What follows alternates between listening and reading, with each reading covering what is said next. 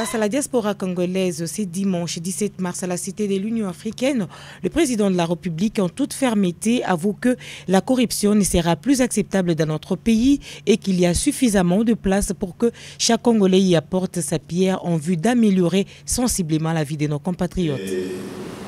Je sais que dans vos têtes, il y a beaucoup de questions qui circulent sur votre avenir, sur votre contribution à la lutte ou à la gestion du pays, parce que la lutte est terminée dans un sens, la lutte d'accession au pouvoir est terminée, mais maintenant il y a la lutte pour reconstruire le pays.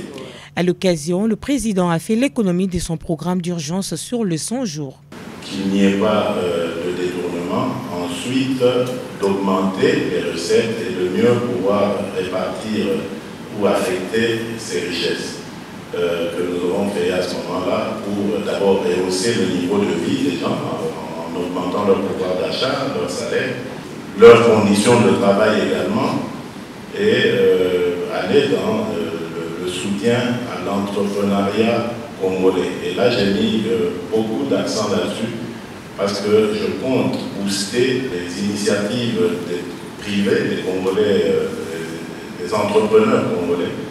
Parce qu'il est temps aujourd'hui qu'on crée une classe moyenne, une classe d'affaires congolaise, purement congolaise, sans vouloir discriminer les étrangers qui sont là. Mais nous allons aussi là remettre de l'ordre. Vous avez sûrement dû entendre parler d'une manifestation de travailleurs œuvrant évidemment dans des entreprises tenues par certains opérateurs économiques étrangers. Nous les avons rencontrés pour être un petit peu au courant de ce qui se passe. Il y a des choses inacceptables.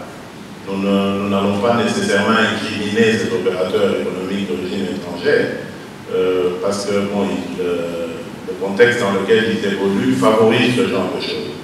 Mais nous pensons qu'il faut améliorer le contexte et cela va avoir un impact sur l'économie nationale et pouvoir nous permettre évidemment d'atteindre les objectifs que nous voulons.